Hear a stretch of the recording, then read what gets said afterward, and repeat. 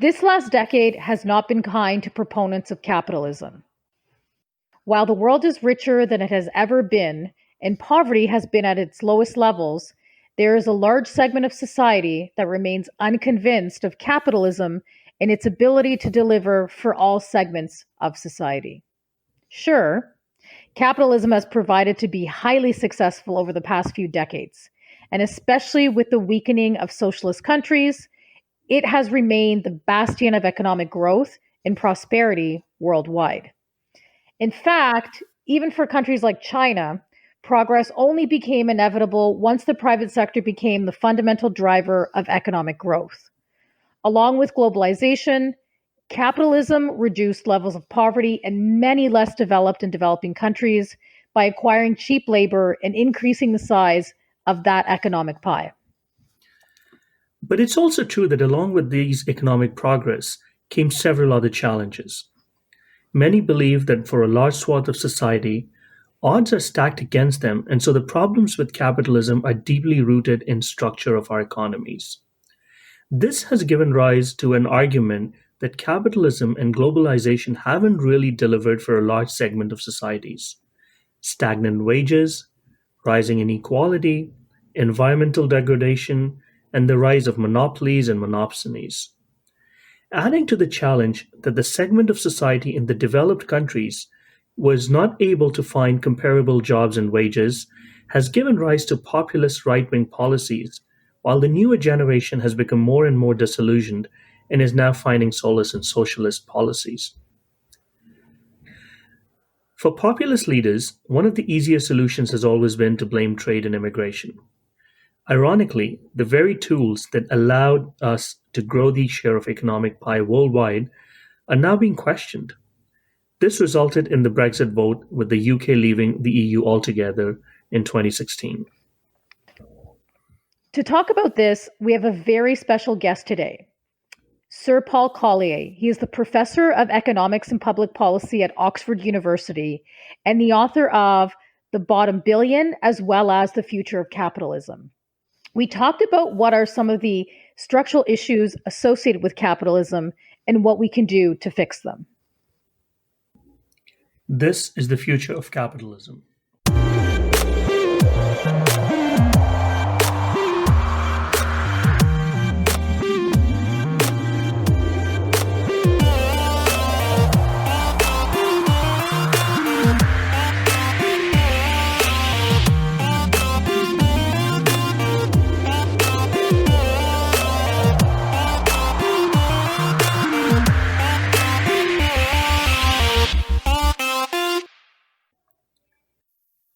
Thank you very much for your time, Professor Collier. You start your book with, "Deep rifts are tearing apart the fabric of our societies. They are bringing in new anxieties, new anger to our people, and new passions to our politics. The social basis of these anxieties are geographic, educational, and moral." Do you mind elaborating on this? Yeah, sure. And thanks for inviting me. So, what are these new rifts and how new are they? They're the last 40 years in a lot of high-income societies. And the first rift is spatial. And it's that there's been a new spatial divergence between booming metropolises and provincial cities, which quite often got broken, towns and cities. And that reverses 200 years of previous history. Until about 1980, the spatial differences in Western societies were narrowing, and for the last 40 years, they've been widening again. And it's very obvious in both Britain and America, where you've got a lot of disaffection, and it's very geographically well defined. It's not the thriving cities on the coasts. It's the broken cities, Detroit in America, my own home, Sheffield in Britain, and a lot of smaller towns as well. So that's a spatial divide, and the other divide is the new class divide, which is between the people with a good tertiary education, like you and me, and the people who didn't go to college and we've been on a sort of up escalator for 40 years, really, because on the basis of our good university education, we were able to develop skills that were specialist and becoming in higher and higher value. Whereas the people who didn't go to college, they invested in manual skills, and those skills are becoming less and less valuable. And these two divergences come together because if you're a bright kid in a provincial city, what do? You try and get out, and you go to the metropolis, London, New York, San Francisco, Los Angeles, whatever. And that amplifies the divide because it means that the broken cities, become left behind places in which the brightest and youngest and most energetic people have left, and that's further demoralizes them. So that's been the new divide, and people have got very angry about it, and it's also become a sort of cultural divide, so that the people in the metropolis are not just doing very much better than the people in the broken cities, but they feel, rather arrogantly perhaps, that they are in some way better people, and so they sort of despise and disdain the people left behind in broken cities, and that very evident in Hillary Clinton letting slip this phrase, the deplorables, and in Britain, one of the best political commentators, who's sort of London metropolitan successful himself, described what provincial Britain felt like from London, and it said, it's like being shackled to a corpse. And so that disdain for the rest of the country has compounded with this sort of economic divergence, has in the end produced what you could long have expected, which is mutinies. People get fed up and they use any opportunity to rebel. And in Britain, that was Brexit. In America, it was Trump. These are not forward-looking strategies. They're just expressions of anger. So that's what the book's about, is about this is what happened and what can we do about it to heal these rifts. And why do you think that happened? How did we get from a period where capitalism provided the incredible levels of prosperity that we saw post-World War II, the standard of living improved in majority of the countries, poverty levels dropped? How did we get from there to today where there is this geographical divide, but I would say that even in urban centers, you're starting to see more and more youth leaning more towards socialism and looking to adopt the ideas, the left-leaning ideas. Seems like that we haven't learned a lot of lessons from the failure of a lot of socialist countries. Well, I guess we've forgotten a lot of lessons. It's the young who are keen on it because they never lived through the experience of the collapse of the socialist model.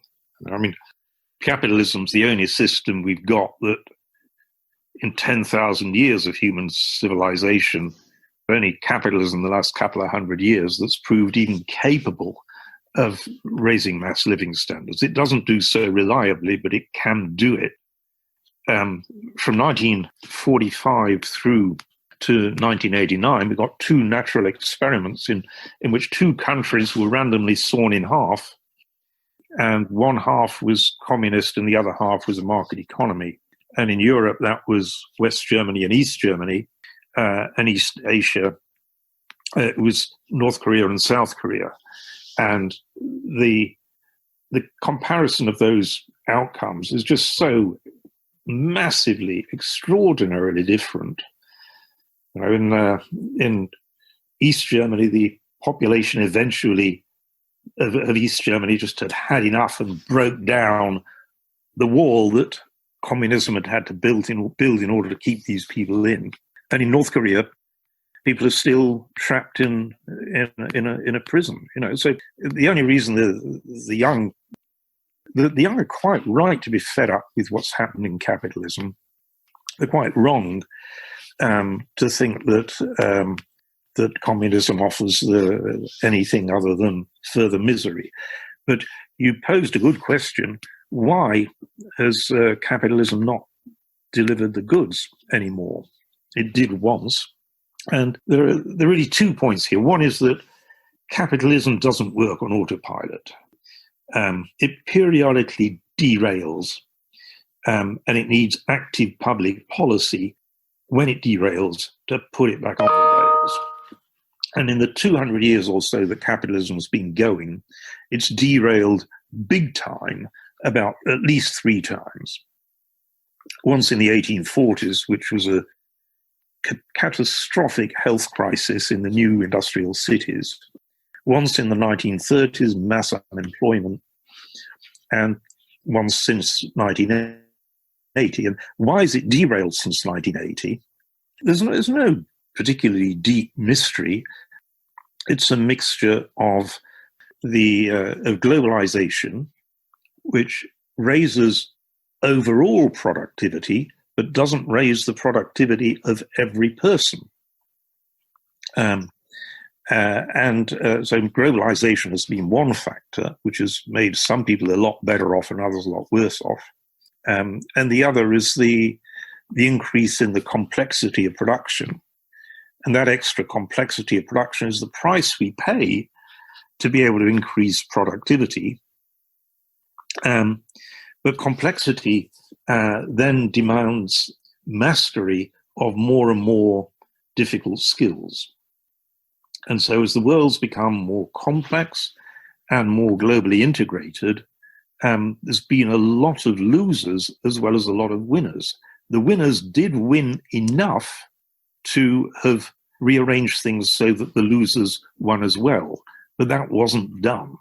And so the political puzzle is, why wasn't it done? Why were these divergences allowed to go on and on for 40 years with nothing being done about them? And there's an answer to that, but I'll pass back to you for a bit. Please continue. This is fascinating. So why was it neglected for 40 years? Really because of this cultural divergence that I mentioned, that the people in the booming metropoles decided to separate off their identity from the rest of the country.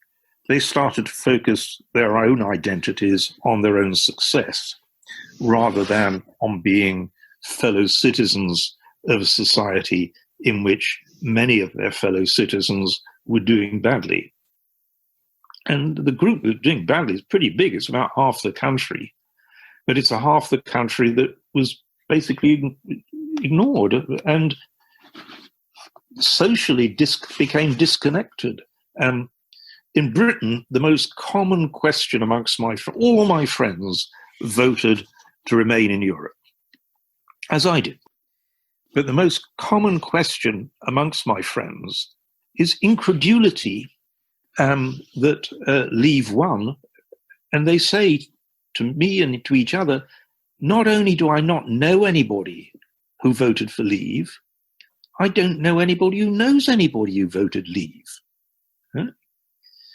And the equivalent statement, all my friends in America obviously voted for Hillary. But what they say is, not only do I not know anybody who voted for Trump, I don't know anybody who knows anybody who voted for Trump. As if that tells them that there weren't many people who voted for Trump, but half the country voted for Trump, half the country voted to leave. And what that tells them, should tell them, is that their social networks, the social networks of the successful, have become completely severed from the less fortunate half of the country. And it's that social disconnection that led them to say, that's not our problem. These people are contemptible, shackled to a corpse, deplorable, whatever, forget them. And so no wonder these people hit back. They were in a society where the successful half were absolutely thriving as never before, and they themselves were floundering. So the anger was fully justified. Of course, the causes they've adopted are not going to provide solutions to their problems. That's the real tragedy. But it is a wake-up call. It should be a wake-up call to those of us who are successful to do something about it. You offer some solutions in your book. Do you mind explaining to our listeners what those solutions are? No, I'd be happy to do so. Half the book is how did we get into this mess? And the other half of the book is how do we get out of it? And obviously that's the more important half. And I'll focus on just these two big divides, the spatial divide and the new class divide. So the spatial divide is quite difficult to get out of. We know that the spatial equilibrium in an economy doesn't have to have very successful metropoles and failing cities everywhere else. It's perfectly possible to have a highly successful society in which people are productive more or less wherever they live. That every region has a highly productive city with a transport network to smaller towns so that everybody can participate, can share in high productivity. But I stress productivity because it's not enough to redistribute consumption. This is the great socialist mistake, the idea that all you have to do is to tax the rich and give the money to the poor. What ordinary people want is the dignity of being able to contribute to their societies and earn a decent living for themselves. In other words, what you've got to transfer is productivity. You've got to bring everybody's productivity up to levels that ensures that they can live a decent life by virtue of their productivity. Now, we know that's possible. If we look at a society like West Germany, that's true. Not everything happens in Berlin. Berlin's in the northeast of the country, but in the northwest there's Hamburg, just as prosperous. In the southwest, you've got Stuttgart. In the southeast, you've got Munich. In the middle, you've got Frankfurt. These are all booming cities. Nobody in those cities looks to, if only I were in Berlin. So, and it's true not just of those big cities, but of smaller places. They're all thriving. And so it's perfectly possible to have an equilibrium like that. It's quite difficult to get to it once you've lost it. So my own home city, Sheffield, used to have a world-beating cluster of the steel industry. Sheffield was America's Pittsburgh. Right? Sheffield got broken in the early 1980s. The steel industry left Sheffield and went to South Korea.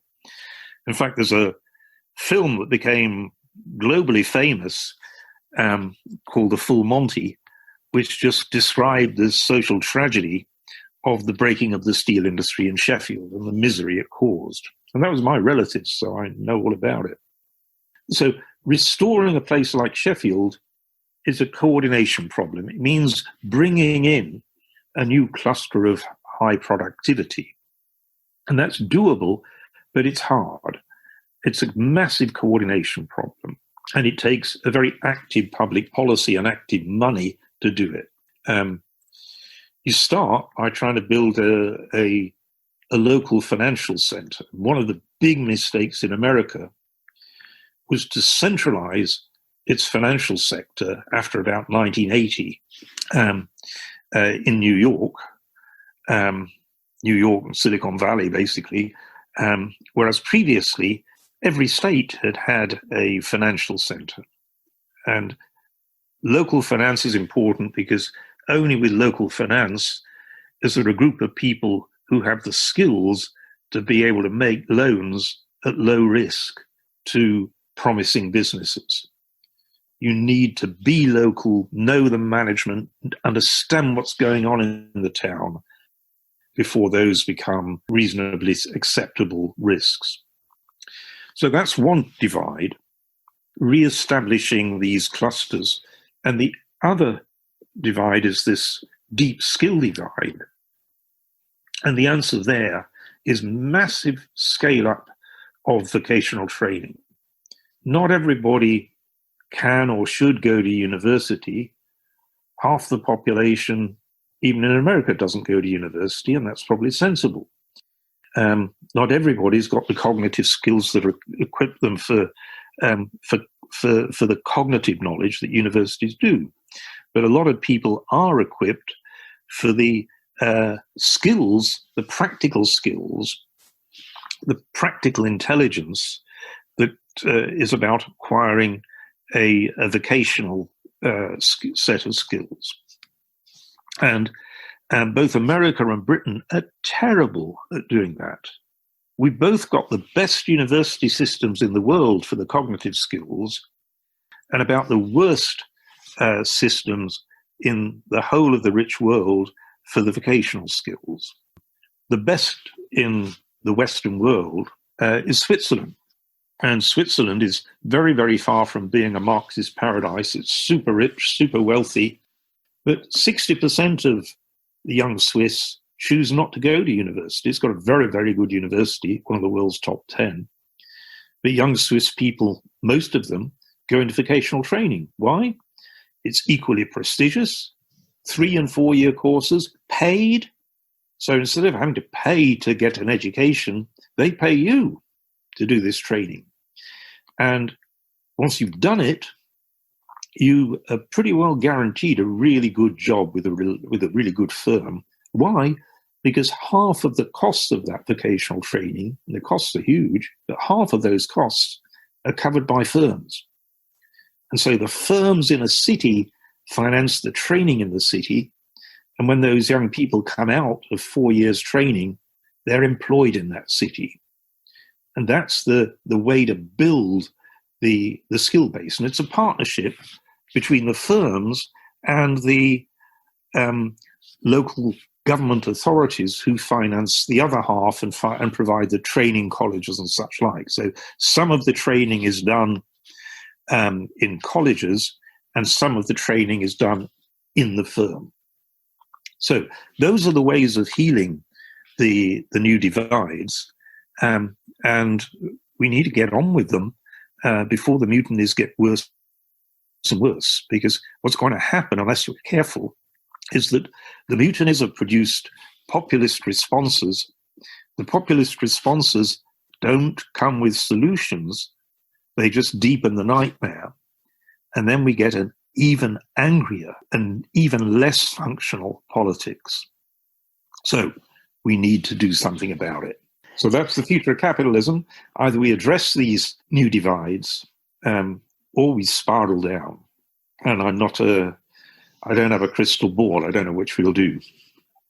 This is fascinating. One thing I really found interesting, and a lot of people have talked about it, but you've provided some solution around that, is the rent-seeking activities that come out of as a result of agglomeration and clustering. Oh, and yeah. You talk about taxing that as well. Can you talk a little bit more about that? Yeah. So there are two points here. So one is that a lot of the high productivity that we see in the metropolitan areas, New York, London, etc., isn't because individual people in those cities are phenomenally skilled. It's because by all clustering together, collectively, they become much more productive. And so what makes them productive is actually this sort of public good of mutual proximity. And why do they all cluster in those metropoles? Because the physical and social infrastructure of those metropoles is so good.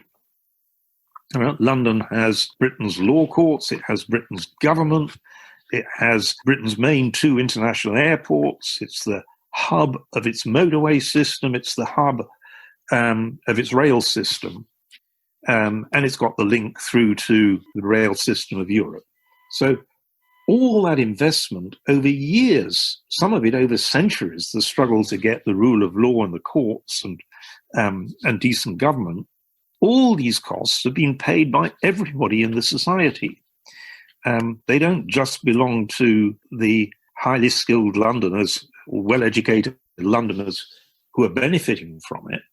And so who does benefit, who does capture those rents of agglomeration, economic rents of agglomeration? There are two groups. One is the people who own the land. So the first billionaire in Britain was the guy who'd inherited land in central London, called the Duke of Westminster. So he became the first billionaire. So that's one group. And the answer there is just tax the value of land in London, do an annual tax of metropolitan land so that you capture that. This was actually an old idea, an American idea of a guy called Henry George. Joe Stiglitz worked on that and turned it into a theorem to prove that he was right. And he had the decency to call it not the Joe Stiglitz theorem, but the Henry George theorem. The other group that captures the rents of agglomeration is the highly skilled people who live in London. And so we need to have higher taxes on the skilled people who live in London than on skilled people who live elsewhere. And New York already does that. It's got an income tax which is 8% higher than elsewhere. But the problem is, at the moment, all that 8% accrues back to New York, whereas actually it needs to be shared around the country. The place that really ought to be benefiting from the tax on the agglomeration in New York is Detroit, so that Detroit could actually get an injection of money that would enable it to start up again. So that's one big class of rent capture. But there's another class, which is a bit more subtle, and that is that there are a lot of activities that often are centered in the metropolis, which are actually not socially productive. They are pure rent-seeking in the economic sense, that they're the winners in zero-sum games, like asset management or lawsuits. These are tournaments, and the winner takes all. And so there's a lot of return, there's a lot of benefit to be captured by being the best.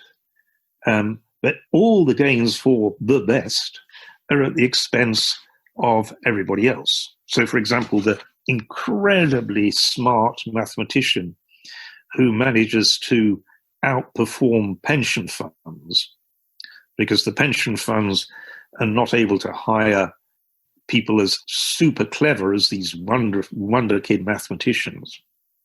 So the wonder kid mathematicians make themselves a fortune, but it's all at the expense of ordinary people invested in pension funds. And so that is a socially damaging activity, which actually it would be a good idea to curtail. We need asset management, we need lawyers, we don't need as many as we've got. There's a good comment from a guy who'd been, I think, chief economist in one of the big banks in the world, said, well, the first third of lawyers are great for producing the rule of law. The second third of lawyers are pretty useless. The final third of lawyers produce the rule of lawyers, which is basically plunder at other people's expense. So that's as it were, by curtailing these two forms of rent seeking, capturing the rents of agglomeration and curtailing the rents of the zero-sum rent seekers, the rest of us could be a lot better off. So let me follow up on that. Mariana Mazzucato wrote her book, Value of Everything, and she has taken a very different viewpoint on a lot of things. But if we stick to the rent-seeking activities, she talked about how a lot of corporations rely on government-funded research to get them up and running, which is sort of like free infrastructure for them. So let's say a lot of tech companies are able to get in business because internet was created by or funded, the initial funding was by the taxpayers. Do you see that as part of rent seeking as well? Is that, or should that be taxed too, in your opinion? We've got a very, very peculiar system of property rights at the moment. So it's a slightly different point that property rights are social constructs. There's nothing sort of natural about property rights. It's a sensible thing to create them. If we didn't have any property rights, there'd be very little incentive to invest. There'd be very little incentive to come up with new research ideas and so forth. So it's a very good idea to have property rights, but the property rights, the pattern of property rights that we got is really pretty crazy. The guy who invented the internet didn't make anything out of it because it was public good. But the people who made money out of it, some of the people who've been using it and who managed to get their sort of claims turned into legally recognized property rights. And there's a whole string of it. It's not systematically crooked or anything. It's just a completely bizarre pattern of who's managed to, who manages to turn their thing into their opportunity into something that is a legally enforced property right, and who either doesn't manage it or has the decency not to try. So we do need, I think, to have a more coherent view of what is a sensible pattern of property rights. We need property rights, but we don't need the set of property rights we've got. They are, in all honesty, indefensible. If I give you one example, property rights for things like books have recently been extended to 70 years after the death of the author. Now, speaking as an author, really, that doesn't provide me with any more incentive to write books. I don't think of, oh, thank goodness, my descendants in 70 years' time will still be benefiting from this 70 years after I'm dead. I've no idea who those people will be or whether I'd even want them to get any benefit. It certainly doesn't motivate me to write more books.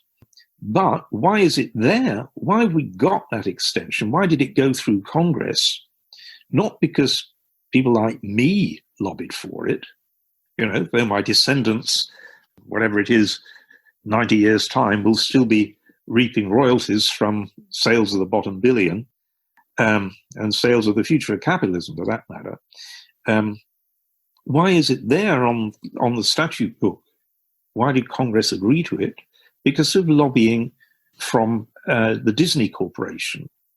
Why did the Disney Corporation want it? Because Disney wanted to keep on claiming on Mickey Mouse. And so because the Mickey Mouse copyright was about to expire. And now it's got another 70 years of life for that copyright. Who will be paying that? Ordinary families with young kids who now have to pay more for those old Disney films. Right? That's why Disney lobbied for that. It's estimated that Disney has made something like $2 billion out of that. And they spent several million lobbying in Congress, so much so that it became known colloquially amongst congressmen as the Mickey Mouse Protection Bill. That's the sort of things that we should be curtailing. Part of the solutions you propose, besides being based on sound economic policies, you also took on the question of ethics. Why do you think it's so important to think of solving capitalism's problems in ethical terms versus, let's say, Milton Friedman, who says the sole purpose of a corporation should be maximizing profit? That's just absurd, really. I should say I've just written a new book, which will be coming out in about 3 months, with John Kay. It's called Greed is Dead. And it's very much an answer to that question. Greed is Dead is the sort of sequel to the Future of Capitalism that delves deeper into that ethical question. And the basic mistake that Friedman made was to think that the market would work on autopilot, would work automatically. And there's been a huge amount of work on the conditions under which markets produce this sort of perfect outcome. Enough work to know that it's a completely implausible fantasy. We cannot let the basic structure of Friedman's sort of belief system was that we know the model, and the problem in achieving the model is that people are economic man. They're greedy, lazy, and selfish. And so the problem for the chief executive is how to get this very unpromising material of economic man to actually work. But the chief executive knows the model. He knows best. He knows what needs to be done. And that sort of pervades that whole structure, that all we need is a very tightly strung harp, which is sort of Friedman's image, and twang. The markets will twang everything into an efficient allocation in which all is for the best in the best of all possible worlds. And that is the chief executive who's hell-bent on maximizing profits knows best. And his problem is just how to force greedy, lazy, selfish people to do that. And of course, the chief executive is himself greedy, lazy, and selfish. And so how can he be motivated? And that's what principal agent theory claimed to solve. And the answer is you've got to give very big rewards to chief executives tied to the performance of profits. So that's the model that they've got. And it's just plain wrong. Like the whole concept that has come up very recently of radical uncertainty, and which Friedman dismissed. Friedman tried to get rid of radical uncertainty. He said everything can be reduced to probabilities. Well, it can't, because we don't know the model. The world is far more complex, dynamic, evolving system, far more complex than we can possibly fully understand. We don't know the model. Nobody does. And certainly the top doesn't. We're in a continuous process of discovery in which everybody's involved. And we need both the expert knowledge that you can collate at the top, but equally, we need the tacit knowledge that comes from learning by experience, trying and very often failing, the knowledge that comes from experiment.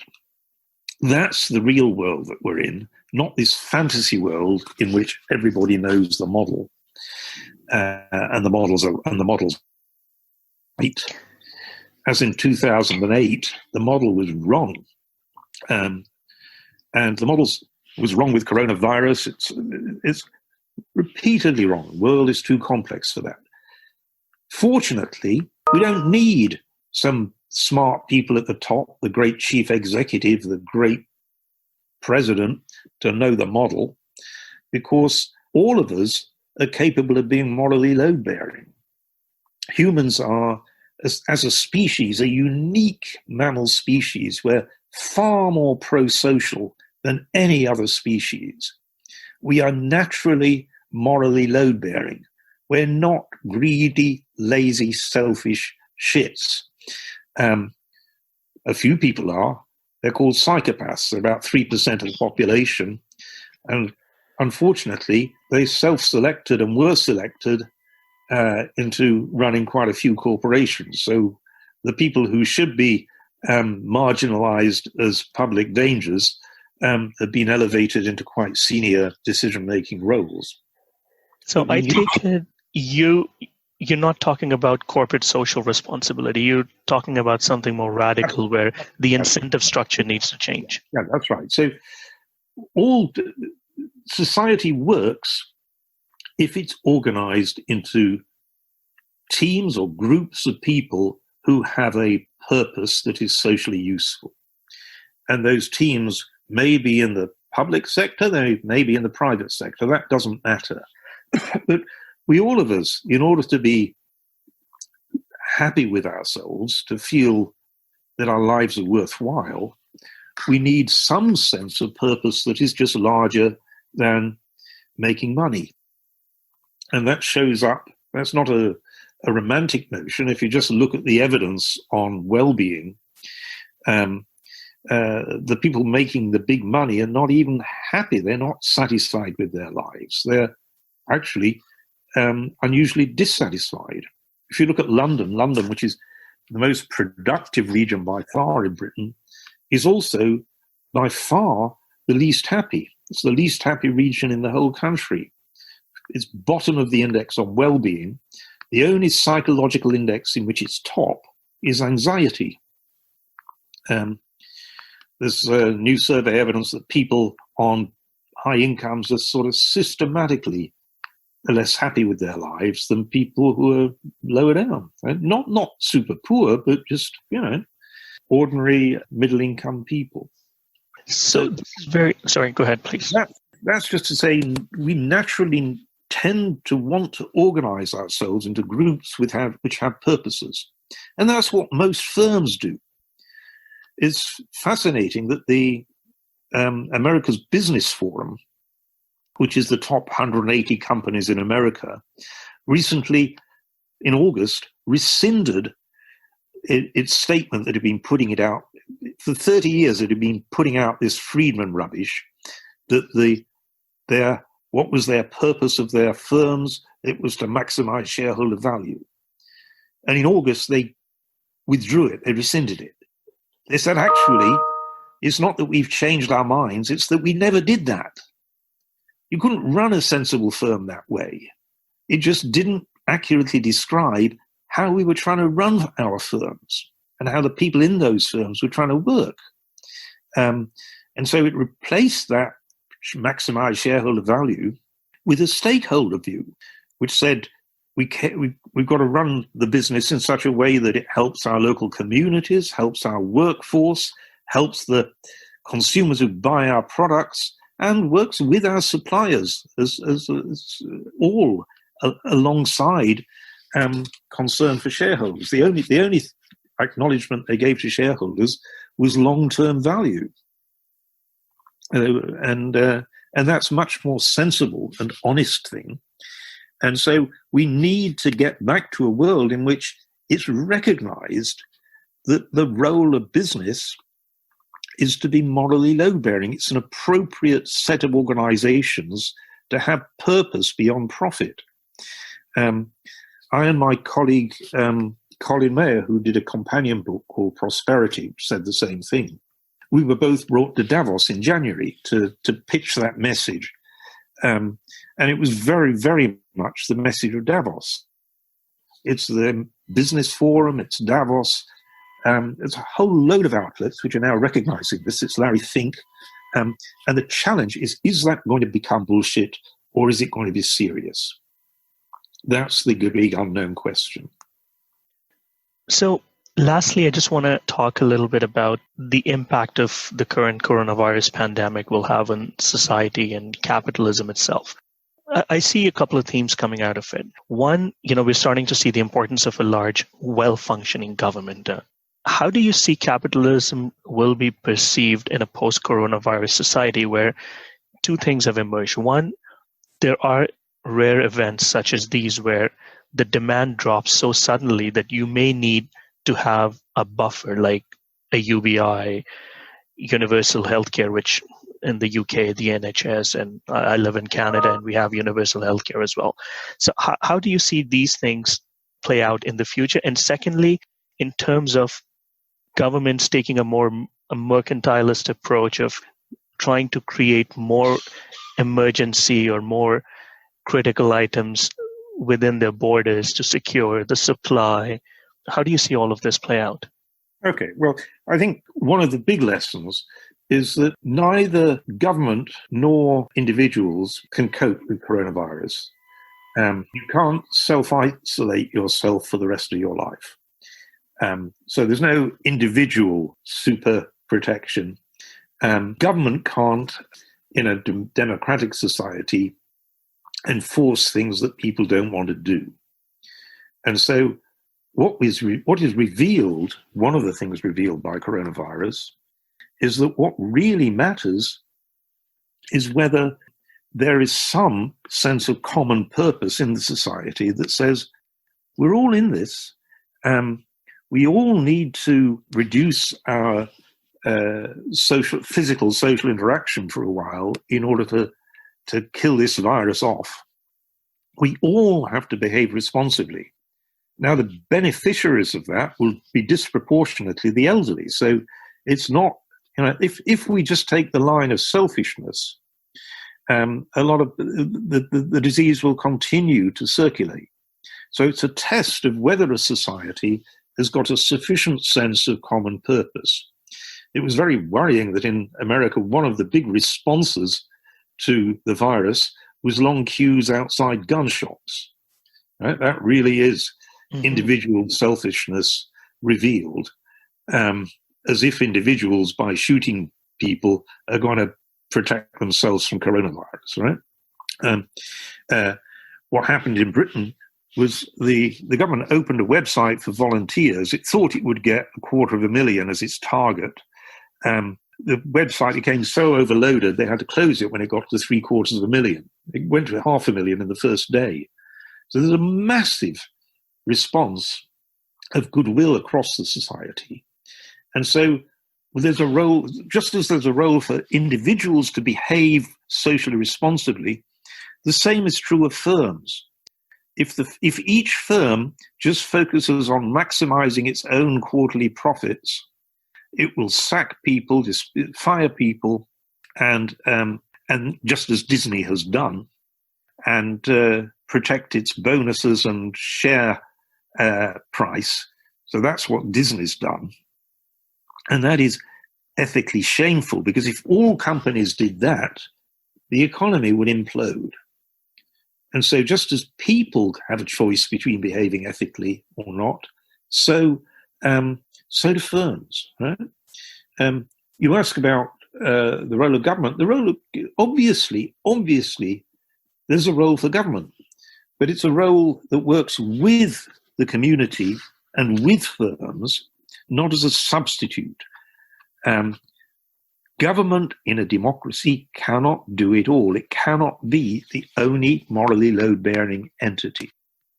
Will we have some retreat from globalization? Yeah, probably.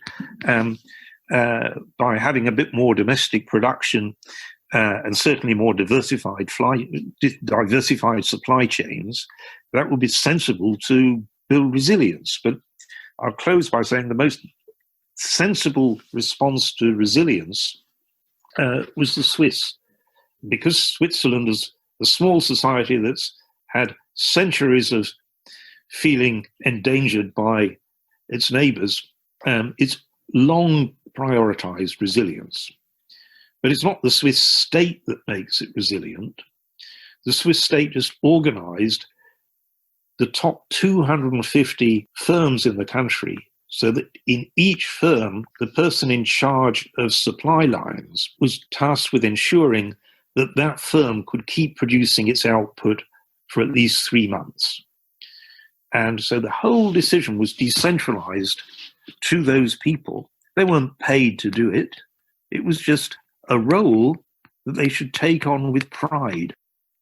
Nobody wanted to be in charge of the firm supply chain when it was your firm which messed up in a crisis. And so Switzerland built resilience by distributing moral responsibility appropriately around the people who actually had the knowledge.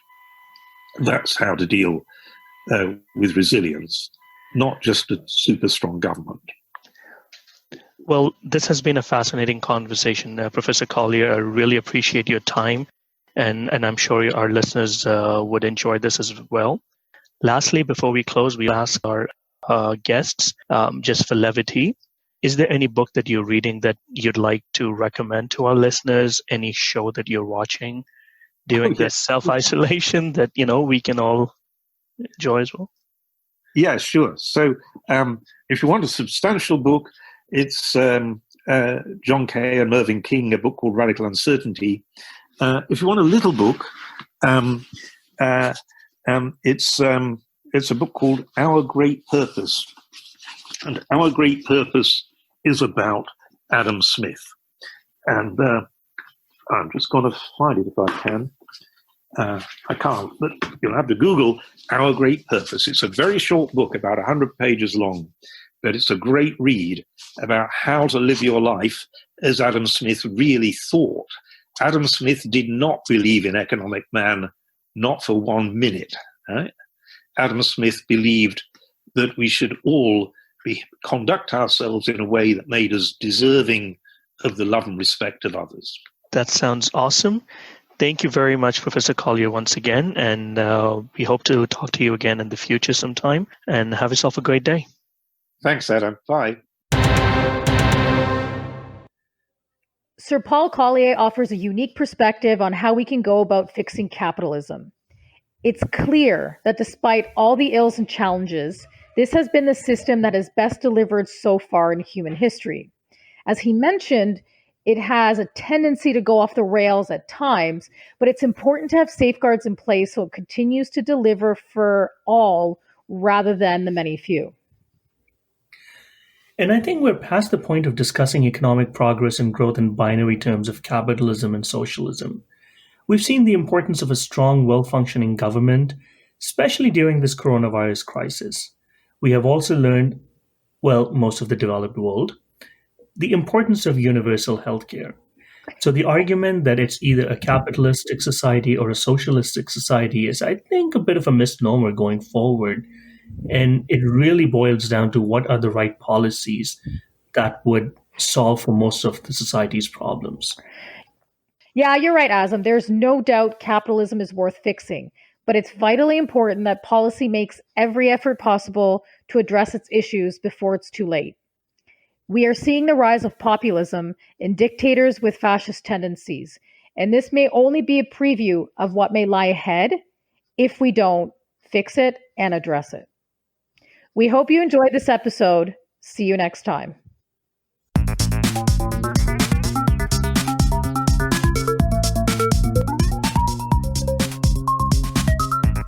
We hope you enjoyed our episode. If you'd like us to tackle a topic or an issue, please email us at futureof19@gmail.com. You can also visit our website at www.ftrof.com. You can leave some comments, and you can also give us some feedback. Thank you very much, and have yourself a great day.